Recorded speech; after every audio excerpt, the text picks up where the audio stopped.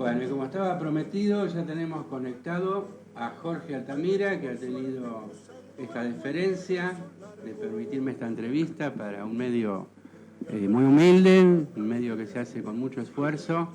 Así que yo le agradezco. ¿Qué tal, Jorge Altamira? Hola. Sí. Sí, lo saludo. Buenos días, Jorge Altamira. ¿Qué tal? ¿Cómo están ustedes? Pero muy bien, acá hermoso en Paraná. No sé si conoce Paraná. Bueno, mucho no conozco, pero estuve varias veces. Bueno, esta es la capital del glifosato en este momento. Nos están matando de a poquito, pero todavía estamos subsistiendo. Macri ya se fue, se ha hecho inclusive hincapié en esto de fuera Macri, fuera Macri. Bueno, Macri ya se fue, pasó como esas mangostas. Y el glifosato sigue. Y ahora hay 2 meses de nuevo gobierno, un gobierno en esta alternancia que pertenece al partido peronista, que ha sido el partido mayoritariamente gobernante en la historia contemporánea de nuestro país. Más o menos yo quiero que usted me cuente en 4 meses cómo ve esta gestión de 2 meses de gobierno, cuál es la mirada suya y de la tendencia del Partido Obrero, que es la que usted representa. Mire, yo esencialmente destaco en esta gestión la intención de quebrar la movilidad jubilatoria. Me parece que es el hecho más sustancial de todos, porque el sistema jubilatorio argentino viene siendo destruido desde Martínez de Oz y la dictadura, cuando los aportes patronales comenzaron a ser reducidos y en algunos casos abolidos, y el financiamiento de las jubilaciones se hicieron por medio de impuestos. De modo que el sistema previsional perdió su autonomía, quedó integrado al presupuesto nacional y empezó a sufrir las consecuencias de los permanentes déficits fiscales. Martín Guzmán, que es el ministro de Economía, en un programa de televisión, hizo una declaración muy fuerte sobre el sistema previsional. Dijo que el sistema previsional argentino era inflacionario. Ajá, es cierto. En el programa de A Dos Voces en TN, en la primera entrevista que dio a los medios. Y como de lo que se trata en Argentina, según es el propósito de los gobiernos, es terminar con la inflación. Si el sistema previsional es inflacionario, hay que acabar con el sistema previsional. Y efectivamente, cuando usted mira las remuneraciones del sistema previsional, llega a la conclusión que básicamente es un sistema de pensión a la vejez, porque un salario, una jubilación del orden de los 17.000 pesos para más de 2 millones de personas, pero luego para otro 1,5 millones no llega a 30.000, y así sucesivamente, salvo para una minoría reducida, que bueno, no importa ya lo que gane. Se ha quebrado el sistema jubilatorio y ahora lo quieren terminar de rematar. Este remate va más allá del esfuerzo por pagarle al FMI o pagarle a los acreedores. Evidentemente que responde a eso. El gobierno, según los cálculos que nos coinciden todo el mundo, con este cambio en la movilidad, obtendría una ventaja fiscal de 100.000 millones de pesos.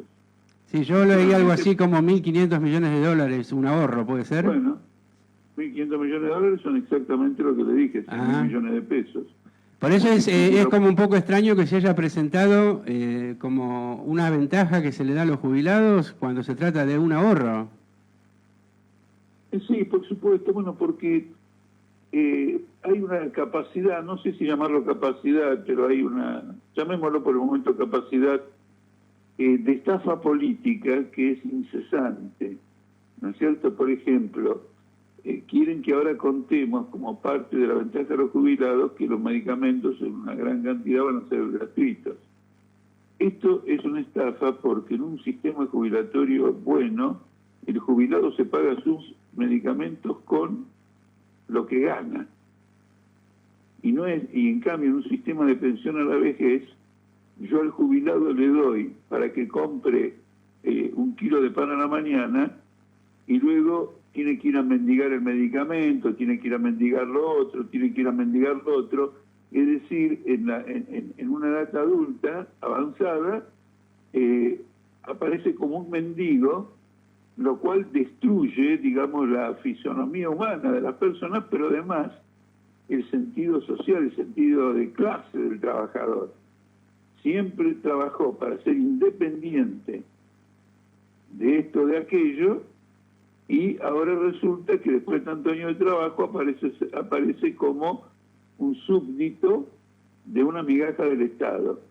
Usted me dirá, o me dirán los oyentes, bueno, pero ¿y la deuda externa? Sí, todo eso es importante y si tuviera tiempo lo voy a hablar. Es que esa era la segunda pregunta que yo le quería hacer y acabo de... Permítame, concluyo. Sí.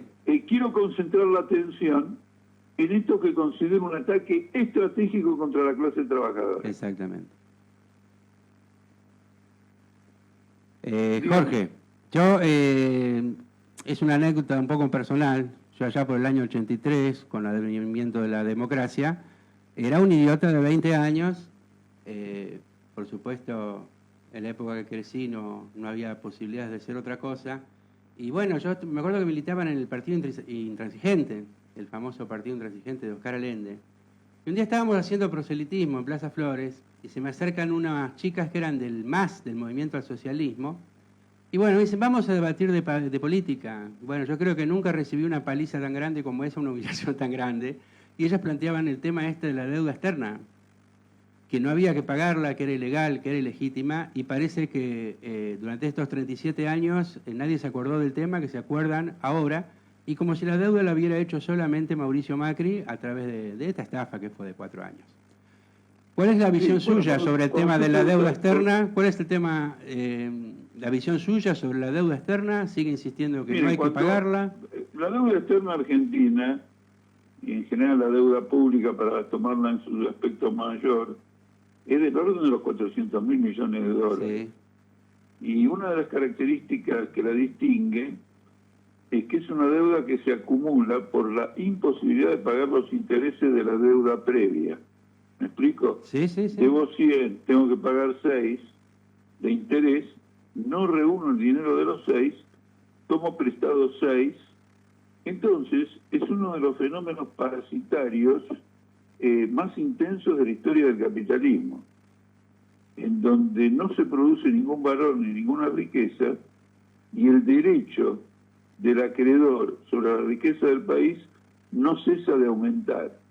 Entonces este problema no es un problema de dinero, es un problema de sujeción política y económica, porque un país que tiene que pagar una deuda de ese nivel prácticamente está bajo el control de los grupos de acreedores. En este caso la deuda, más claramente que en el pasado, pero en el pasado era igual, está en manos de 4 o 5 fondos internacionales, Templeton, PIMCO, Fidelity, BlackRock. Es decir, que usted llega a la conclusión que la Argentina es propiedad de 5 fondos internacionales. Ningún país puede vivir de esa manera y tiene que romper esa sujeción. Esto es mucho más importante que el monto mismo en términos prácticos, aunque el monto es significativo porque la sujeción consiste precisamente en una deuda absolutamente fabulosa. Entonces tiene que ser liquidada. Ahora, no es indiferente quién liquida esta deuda, quién la deja de pagar, quién la repudia. Porque si por hipótesis, eso lo hicieron Macri, lo hicieron Alberto Fernández, lo hicieron De la Rúa, el beneficiario principal de ese eventual no pago serían los capitalistas de este país. El gobierno el gobierno que haga eso no tiene la intención de mejorar la posición social ni política de la clase trabajadora. Por lo tanto, un no pago de la deuda tiene que ir necesariamente acompañado de una transformación social que permita que el desarrollo de Argentina de aquí en más, dueña de su autonomía nacional, vaya dirigido al interés de los trabajadores y no que simplemente sea un reciclamiento de estos fondos internacionales a algún otro sector de la Argentina. Esto ya ocurrió, yo no estoy hablando de hipótesis. Cuando Argentina entra en default, deja de pagar. En el periodo que deja de pagar, como ocurrió cuando Rodríguez Sá declaró el default, en el periodo que deja de declarar, se rescataron los bancos que fueron quebrados por la crisis de 2001, se rescataron las AFJP que quebraron en la crisis de 2001, es decir, que el tiempo que se dejó de pagar sirvió para la clase capitalista del país. A diferencia de Grecia, a diferencia de Islandia, que... ¿De quién? ¿De Islandia? De Islandia. No, Islandia hizo lo mismo, porque en Islandia se tomó un plazo y como los principales acreedores de Islandia eran los bancos británicos, se terminó saldando la deuda con los bancos británicos. Eso es indudable. No todas las cosas son exactamente iguales, pero dentro de cierto marco son similares. Lo que quiero decirles es esto. En primer lugar, el no pago de la deuda tiene que ir acompañado de un cambio de la clase que dirige el país. De lo contrario, podrá ser un paso relativamente importante en la historia del país, pero no cambia la situación. La Argentina, ya le digo, ha estado desde el 2001 hasta el 2005 sin pagar la deuda. Fueron 4 años que estuvo sin pagar la deuda y el dinero de eso fue al rescate de todas estas instituciones que la crisis de 2001, instituciones no, corporaciones capitalistas que la crisis de 2001 había llevado a la bancarrota. Permítanme una reflexión más general. Sí. Argentina tiene una deuda enorme para graficar. Cuando echaron al gobierno peronista en 1974, en 76 la dictadura, la deuda era de 4.000 millones de dólares. Exactamente. Hoy es de 400.000 millones. Usted no tiene en Argentina ningún proceso productivo equivalente a 400.000 millones de dólares. No, y aparte que inclusive hay una parte de la deuda que fue una estatización de la deuda, por ejemplo, cuando Cavallo era del Banco Central. Exactamente. Que absorbió toda la deuda privada. Cavallo en 1982 estatizó la deuda. Pero Cavallo no inventó nada, porque Obama estatizó la deuda de Estados Unidos. Cuando quebró General Motors, en la crisis del 2008, Obama se hizo cargo de la General Motors. Ojo al piojo. El Estado capitalista existe para rescatar a los capitalistas. A los jubilados, que se mueran sin chistar. Esto quiero ser rotundo. Y entonces, con esto, usted me introduce en un tema que todavía es más interesante, y es que hay un proceso mundial en el cual la deuda adquiere proporciones fenomenales, que consiste en lo siguiente: los capitalistas ya no invierten el capital, ya no invierten las ganancias de sus empresas, sino que esas ganancias van a un pool financiero y esas empresas se endeudan. La deuda de las empresas norteamericanas es absolutamente fabulosa. Probablemente son autopréstamos en muchos casos, pero es extraordinaria. Hay 15 billones de dólares, escuche bien, 15 bi, Sí, sí. No 15.000 millones, 15 bi, 3 ceros más, de deuda en Estados Unidos a empresas que no tienen condiciones de pagarla. Por eso la tasa de interés en Estados Unidos se baja, porque apenas suba, esas empresas directamente tienen que quebrar. ¿Cómo sobreviven? Contratando nueva deuda. ¿Por qué lo pueden hacer? Porque en Estados Unidos en este momento la tasa de interés está en el 1,5-2%. Entonces van reciclando, etcétera. Pero en la industria petrolera, donde eso no ha podido ocurrir, la principal empresa de shale gas y shale petróleo, shale nafta, o petróleo mejor, ha quebrado. Porque ha financiado todo con deuda y apenas se produjo una importante caída del precio del petróleo en el mercado internacional, que no pudo pagarlo y quebró. Es decir, que nosotros estamos en un sistema potencialmente de quiebra a nivel internacional. Ahora, ¿cuál es la propuesta? Le completo esta idea Sí. muy rápido. Cuando esto ocurre, el país nuestro, ya ahora hablando nosotros de Argentina, tiene que decir lo siguiente: no voy a ser yo el primero en ir a hambrar a mi pueblo para pagar a todos estos parásitos, que al final van a terminar todos en quiebra, porque todo le está pasando lo mismo, solo que me quiere poner primero en la lista de pagos a mí. Es decir, que yo vengo a pagar una factura que no sirve nada que la pague, porque esto se va a terminar en cascada, como ocurrió en la crisis del 2007-2008, donde en lugar de Argentina lo que estuvo endeudado fue todo el sistema hipotecario de Gran Bretaña, España, Irlanda y por sobre todo Estados Unidos, y se quebró y quebraron los bancos y se produjo una fenomenal crisis mundial. Bueno, Jorge, tengo muchas preguntas de oyentes, algunas son bonitas para usted, otras no tanto, pero como le dije antes, usted tiene toda la libertad para responderlas o no. Tengo una, por ejemplo, que es de Pedro Bus, que es de Lucila del Mar, Sí. Porque a veces enfocamos mucho en la crisis del capitalismo, como le pasó a la Unión Soviética, se olvidó de su propia crisis. Y es obvio que la izquierda hoy está viviendo también una crisis y debe haber alguna responsabilidad en la dirigencia, ¿no? Entonces él dice sobre un balance del troquismo después de 40 años y su poca aceptación entre los obreros, y que no es como suelen decir que es producto del retroceso de la lucha de clases, y que hay que dejar de responsabilizar al peronismo solamente por esto.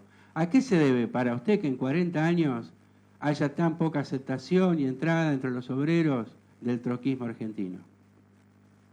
Bueno, en el caso del troquismo en Argentina, es un país donde la penetración es la mayor, porque también hay que ver cómo se discute esto dentro de los límites de una entrevista radial.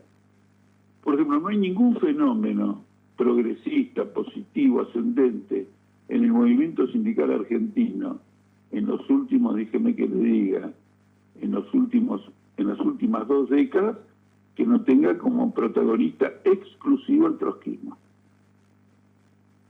Esto es impresionante. Por ejemplo, el menemismo doblegó a todos los sindicatos. Cuando vino después la rebelión popular, esa rebelión popular fue guiada por un movimiento piquetero que no tenía planes, no tenía nada, no se le puede decir nada de lo que ahora se transformó en moneda corriente para desprestigiarlo, no tenía nada. El movimiento piquetero tuvo un impulso extraordinario del Partido Obrero. Yo, por ejemplo, di un informe inaugural de la asamblea que constituyó el movimiento piquetero unificado de la Argentina en junio del 2001 en una iglesia de La Matanza. Entonces, por lo tanto, uno de los movimientos que más ha llamado la atención ha sido impulsado por el trotskismo. ¿Quién lo impulsó? Alberto Fernández. Cristina Kirchner no. Cristina Kirchner estaba con Menem. No nos olvidemos nunca. Nunca nos olvidemos que el kirchnerismo tiene el raro mérito de haber sido la vanguardia de las privatizaciones, antes que Menem. Sí, fue que le entregó el petróleo en Santa Cruz, así de simple. Exacto, ¿no? Y el Banco de la Provincia. También el Banco de la Provincia. Es decir, cuando vino la onda de privatizar, los Kirchner dijeron, nos ponemos al frente. Pero el movimiento piquetero, bueno, es la influencia. Luego viene la gran experiencia del subte. Esta experiencia va a sacudir a todo el movimiento sindical. Yo he sido protagonista de nuevo, porque el detonante, no la causa, las causas son siempre más profundas. El detonante es el proyecto de ley que yo presento para reducir la jornada laboral en el subte a 6 horas. La burocracia del sindicato peronista se defiende, trata de impedirlo y todo lo demás, y como consecuencia de esta lucha sale el cuerpo delegado del subte, que inclusive hoy, donde hay influencia de distintos sectores kirchneristas, sigue conservando una independencia política que no tiene nada. Lo mismo ocurre en los neumáticos, en la fábrica de la zona norte. Ahora usted me dice, el movimiento obrero es mucho más grande que eso. Sí, claro. Pero en el resto del movimiento obrero todavía no hay ninguna transformación de ese carácter. Está la burocracia, está Cavalieri, está esto, está lo otro.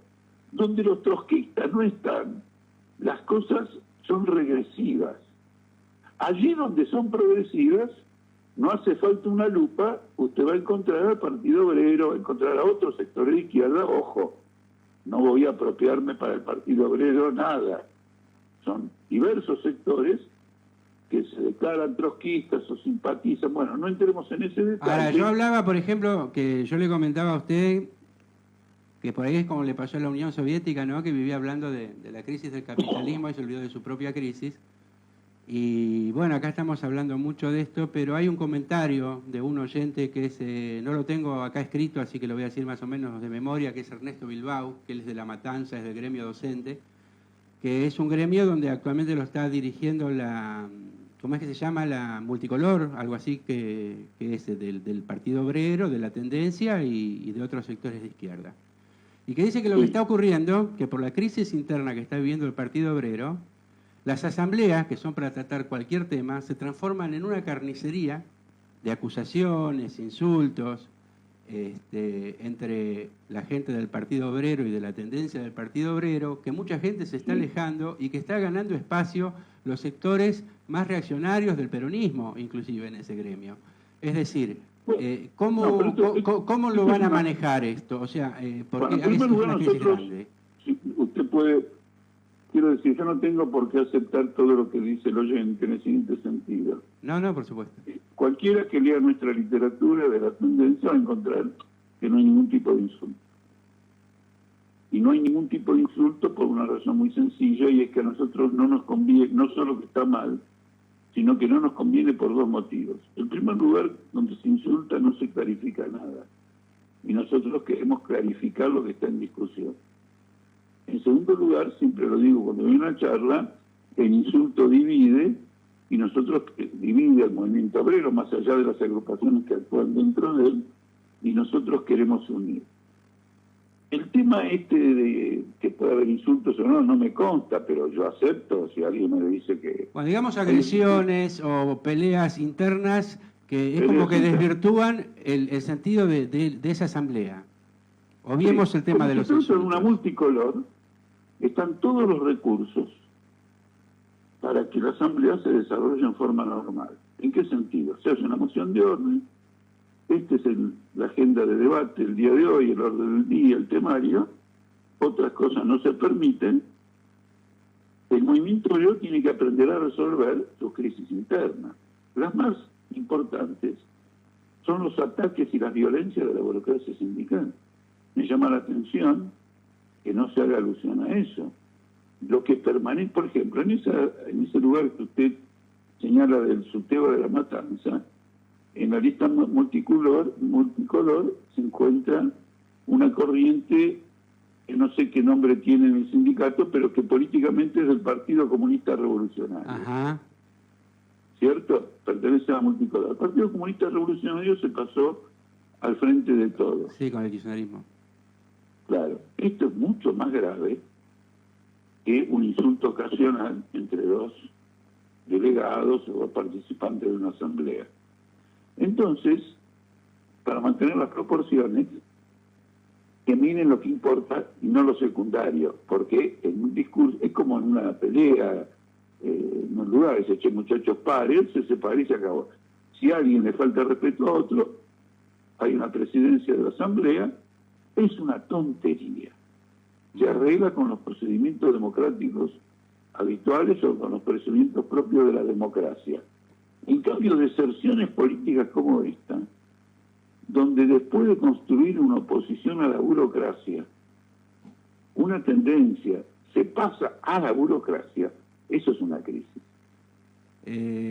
Jorge, y eso no está en la pregunta. De una manera natural, el tema de la entrevista está llevando a lo que es la crisis esta del Partido Obrero y la tendencia del Partido Obrero, donde usted ha sido el fundador del Partido Obrero y sin embargo, usted declaró que lo echaron, así de simple, que fue echado. Acá tengo una oyente, que es Lucía Herman, ella es de Buenos Aires, no sé si de Capital o de Gran Buenos Aires, y que dice: hace 10 años me fui del Partido Obrero.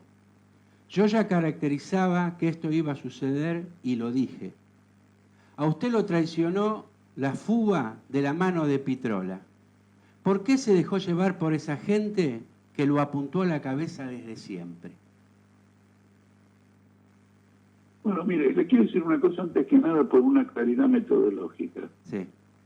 Yo no conozco la historia de la lucha política de Argentina y del mundo entero, que no hayan habido crisis, etcétera, en todos lados. Las crisis, cuando son bien manejadas por lo menos por alguien, son un elemento clarificador. Por ejemplo, acá esta compañera o esta mujer que me dice todo esto, dice que ella ya vio venir todo esto y que no sé quién me apuntaba y todo lo demás. Ajá. El que finalmente reaccionó, si había algo de eso, fui mismo. Y eso ha delimitado campos de unos y de otros. En segundo lugar, a nosotros no se nos puede echar del Partido Obrero, porque el Partido Obrero contempla el derecho de tendencia. Es decir, que cuando hay una divergencia, se puede pedir el derecho a formar una tendencia para organizar mejor la discusión. Por eso nosotros nos llamamos tendencia. Las arbitrariedades que consisten en violar el estatuto son inadmisibles. Estamos ante una crisis y una lucha que continúa y que de nuestra parte es muy fecunda. El otro día tuve una reunión donde hicimos un balance del tiempo que estamos viviendo esta crisis y viendo distintos problemas y circunstancias. En un aspecto llegamos a la conclusión siguiente: hemos hecho un gran trabajo. Hemos clarificado mejor cómo debe ser un régimen interno en un partido como el nuestro, en términos democráticos. Hemos clarificado mejor las circunstancias políticas que vive el país.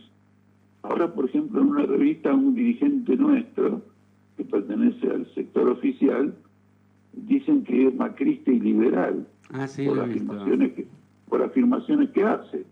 Bueno, usted ve que lo nuestro entonces no era infundado. Que tuitea sobre fútbol, inclusive, mezcla el fútbol con la política. Por eso, boludeces, perdón la expresión. Sí. Yo no lo quería decir por respeto al señor Solano, pero uno tiene que mantener de cara a la opinión pública un nivel de seriedad. De lo contrario, que está jugando a la política o luchando por una causa noble como es el socialismo. Entonces, lo que le quiero decir es esto, que las crisis, si uno las maneja y las comprende, son extremadamente útiles. Usted piense que nuestra tendencia tiene 1.500 miembros. Es decir, la mitad, probablemente somos sí, inclusive yo que conozco, militantes muy valiosos han quedado en la tendencia. No solo eso, yo que conozco los números dentro del Partido Obrero, 1.500 es una mayoría. Para llegar a la mayoría que reclama el oficialismo, hubo que manipular un Congreso. Bueno, todo eso está en debate. Ahora yo le invito a... O sea, usted asegura que el Congreso ha sido manipulado para poder que den los números. Bueno, ya lo he escrito muchas veces, no es que se lo aseguro a ustedes. Todo lo que yo le estoy diciendo por radio ya está puesto escrito, es decir, que ya es inmortal. Ahora yo le hago la pregunta, Jorge, yo le voy a hacer Pero déjeme concluir, concluir con esta idea. Yo invito a los oyentes, a los que tengan un interés, porque los que no tienen interés, obviamente tendrán otros intereses, y yo los respeto, pero los que tengan interés en esto, yo les invito a que lean los materiales que han circulado de uno y otro lado y se formen una opinión. Y van a ver el salto político que a través de nuestra tendencia ha dado el Partido Obrero como tal en el curso de la historia. Este es un año de los más fecundos en lo que hace a mi historia personal en el Partido Obrero, de los más fecundos. Es donde más contribución, de mejor nivel, en mi opinión, he realizado luego de tantos años de estar haciendo contribuciones y militancia. Entonces, mírenlo esto desde otra perspectiva. Mírenlo desde la siguiente perspectiva. Argentina es un país en default. El FMI lo ha declarado insolvente. El gobierno quiere salir de esto atacando a los jubilados. Argentina marcha a una situación revolucionaria. Un poquito antes, un poquito después. Un aspecto de eso ya lo acaba de ver en Chile. Otro aspecto de eso lo va a ver en Ecuador. Lo que nosotros estamos discutiendo está directamente vinculado a esa perspectiva. El que lo entendió lo doy para ilustrar un punto. El que lo entendió de esa manera es alguien que de trotskista no tiene nada y se llama Guillermo Moreno, que en una entrevista reciente dijo: la crisis del Partido Obrero tiene que ver con el desmembramiento del peronismo y la crisis del gobierno actual. Es decir, que Altamira entiende que es el momento de un cambio revolucionario. Entonces, si lo miramos desde ese ángulo, estamos asistiendo a uno de los fenómenos más interesantes. En otros países ha habido crisis, de esas crisis salieron 1, 2 o 3 tendencias, y la historia mostró que una de ellas, no las 3 obviamente porque tenían divergencias, una de ellas llegó a dirigir revoluciones que han hecho historia en la vida de la humanidad. Ahora sí, una pregunta que le hace un oyente, porque usted habló de troquismo y habló de Moreno. Y esto No, Guillermo Moreno. No, por eso. Porque Néstor Fabián Jiménez... Por eso le dije a alguien que no es trotskista. No, ya sé. Es un pequeño juego de palabras, Jorge, es un juego de palabras. Néstor Fabián Jiménez de Neuquén dice: ¿considera al morenismo como un troquismo auténtico? ¿Crítico? No. No lo entendí, perdón. Si considera al morenismo como un trotskismo auténtico.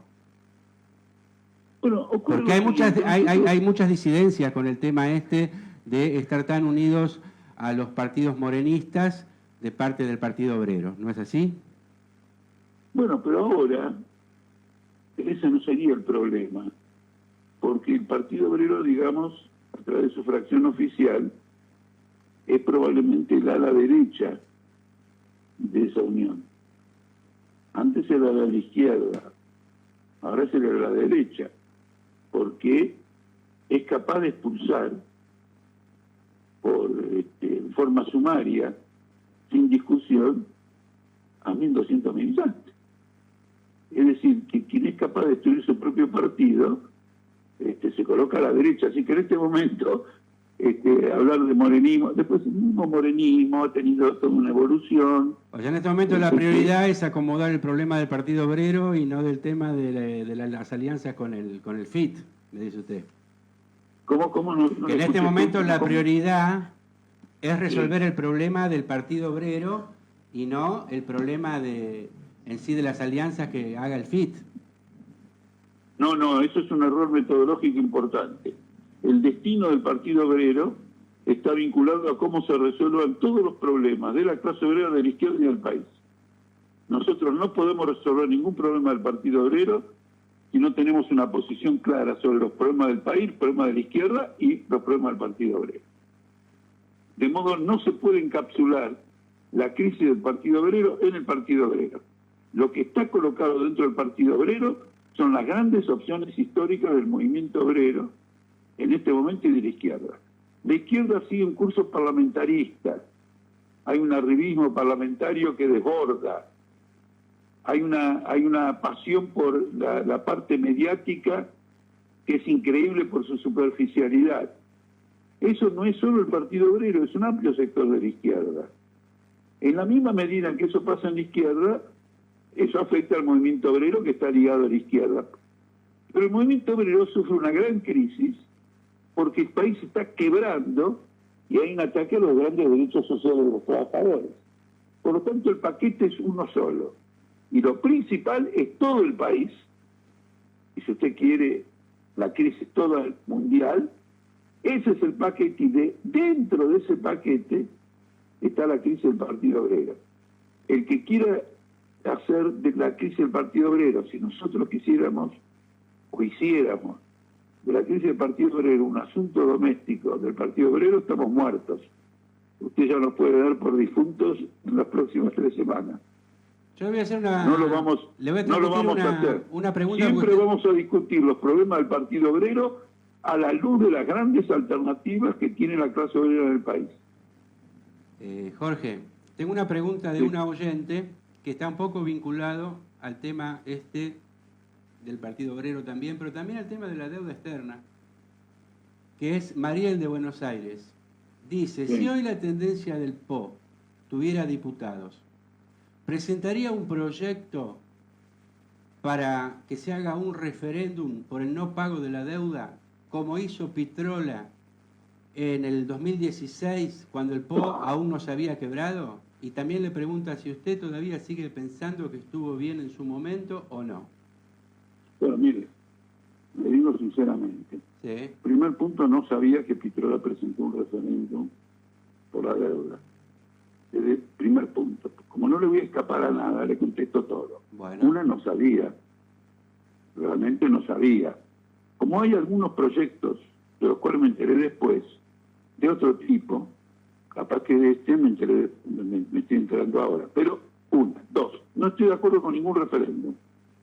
El problema de la deuda externa no se puede arreglar con el voto, tiene que arreglarse con una lucha popular. Por lo tanto, no haría ningún proyecto de referéndum. Así que no huyo a la pregunta. No sabía que había ese proyecto, probablemente, quizás inclusive puede ser que no sea cierto, y la oyente está diciendo algo que no es la verdad, ¿no es cierto? Pero no me escapo diciendo, no, señorita, usted dice algo que no es la verdad. Vamos a suponer que es la verdad, estoy en contra. Así cortito. Por ejemplo, han votado varias leyes que estoy en contra. Votaron la ley de emergencia alimentaria, que fue la primera pieza del gran pacto Macri-Alberto Fernández sobre la deuda.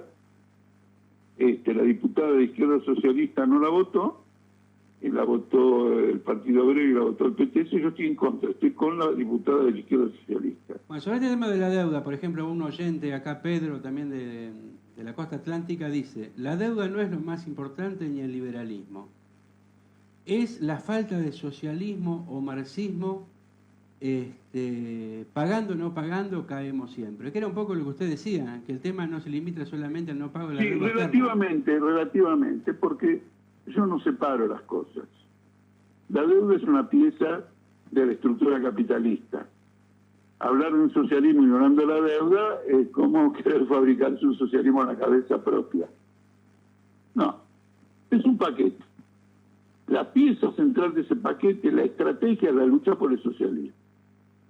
No puede ser un fin en sí mismo. No existe la lucha contra la deuda en sí misma. Es una lucha política, es una lucha por el poder.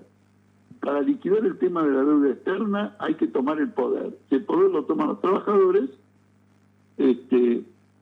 iniciaremos una lucha por el socialismo junto con los trabajadores de América Latina, junto con los trabajadores de todo el mundo.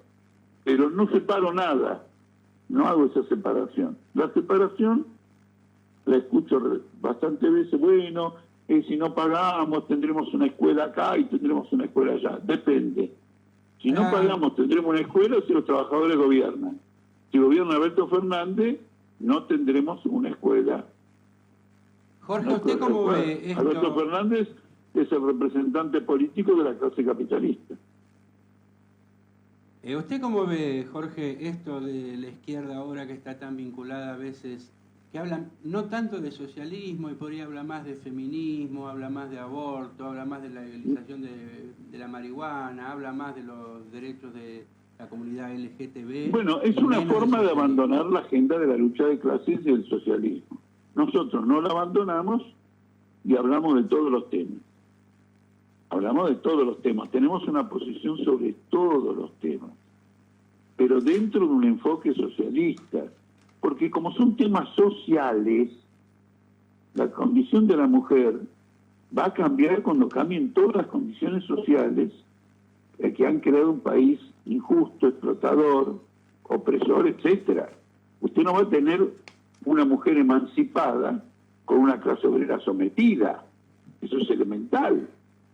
No lo va a tener, ¿se entiende? Sí, sí, no va a tener niños desarrollándose en un marco de libertad cuando sus padres se mueren de hambre o sus mamás tienen que trabajar en un trabajo privado, cualquiera sea, y encima en el trabajo doméstico. Entonces, la emancipación, la libertad, las grandes conquistas son un fenómeno social colectivo. Por ejemplo, nosotros debemos ser, el Partido Obrero, de la tendencia, el único partido que hace agitación en la clase obrera para apoyar el movimiento de la mujer. Los demás partidos hacen agitación entre las mujeres para impulsar su propio movimiento. Nosotros hacemos eso también, pero le advertimos a los obreros que si ellos no se ponen al hombro la lucha por las reivindicaciones femeninas, terminarán pudriéndose 12 horas en una fábrica con sueldos miserables, porque la fuerza más movilizadora que hay hoy en el mundo es el movimiento de la mujer. Jorge Altamira, quedan 5 minutos, se me fue el tiempo, me quedé con tantas preguntas para hacerle. Yo le agradezco de corazón. Mire el vaso, mire la parte llena del vaso, no mire solo la parte vacía. La parte vacía la podemos llenar la semana que viene. Para mí sería un placer, bueno, que usted siga aquí dándome la posibilidad de tenerlo y entrevistarlo. Pero la próxima podré entrevistarlo yo y no solamente los oyentes, como se dio este caso. Pero yo le agradezco de corazón, yo después voy a mandar la grabación. Además no le escapé a ninguna pregunta. No, a pesar de que acá alguien dice que le va a mandar, para refrescarle la memoria, un link donde la izquierda socialista critica al Partido Obrero debido al pedido de referéndum que hizo Pitrola en el Congreso. Pero igual bueno, yo creo que usted está diciendo que no recuerda o que recién se entera. No, si eso hubiera ocurrido, que hay un proyecto de ese tipo, porque yo no le voy a decir cuál es porque quiero mantener la reserva. Ha habido otro proyecto, del cual me enteré tardíamente, con el cual estoy profundamente en desacuerdo. Si esto también ocurrió, a mí no me cambia nada porque estoy en contra del referéndum. Estoy completamente en contra del referéndum. Y estoy en contra de un montón de posiciones de izquierda socialista que no tienen nada que ver con la lucha de clases ni nada. Bueno, entonces no tengo ningún problema. Ahora, si me lo manda, lo cual sería muy bueno, y que me mande el proyecto y todo, yo voy a discutir con los compañeros para que saquemos un artículo en nuestro periódico que se llama Política Obrera, comentando este hecho y decir, miren, de esto nos hemos enterado por esta entrevista en la radio de Paraná, que nos han mandado esto y todo lo demás, salvo que haya otros compañeros que digan, no, nosotros ya lo sabíamos antes. Yo se lo voy a mandar. Jorge, yo se lo voy a mandar. Pero voy a hacer público, Si este hecho ocurrió en el pasado, voy a hacerlo público ahora. Bueno, se me fue el tiempo. Jorge, la compañera que... Le quería comentar una cosa que no tiene nada que ver con esto, porque justo... la compañera que hace la denuncia, sí. Muchísimas gracias, si me lo manda, va a quedar plenamente reivindicada porque vamos a sacar un artículo agradeciéndole a ella y fijando definitiva y claramente cuál es nuestra posición. Bueno, Jorge, se me acabó el tiempo, pero le comento algo que no tiene nada que ver con todo esto, porque tengo un mensaje acá, que es mi hija, que está viendo, Julieta, está mirando, hoy es el cumpleaños de ella, cumple 36 años. Y, ¿36? Bueno, 36 años, sí. Yo tengo 57. Qué linda edad, ¿no? ¿Eh? Qué linda edad. Y sí, pero ¿qué va a hacer? Esto es así. El tiempo pasa... No, sí, la linda edad está bien. ¿Y usted es abuelo ya? Sí, yo estoy ya abuelos por 5 tengo. Pero bueno, otro día charlamos de todo esto. Otro día charlamos. Inclusive me han quedado preguntas que habían mandado de literatura, que quería que hablaran sobre el estalinismo y la literatura, que hablaran de Gramsci, un montón de preguntas. Bueno, escúcheme una cosa. La conclusión que me llevo de esta charla es que la inquietud intelectual de la generación actual es fantástica. Los que hablan mal de esta generación diciendo que no le importa nada y que se equivocan de medio a medio. Bueno, esa es la publicidad que piensa que la juventud es esa postal de los chicos tomando cerveza y bailando en la playa. Y yo estoy rodeado de jóvenes que tienen un montón de inquietudes. Pueden estar de acuerdo con usted o no pueden estar de acuerdo. Pero hay una juventud que lucha, que sale a la calle y que se cuestiona en qué sistema se vive. Eso yo no tengo ninguna duda. Yo estoy convencido de eso, pero quiero comentar que esta entrevista radial me confirma en un convencimiento que tengo de antemano.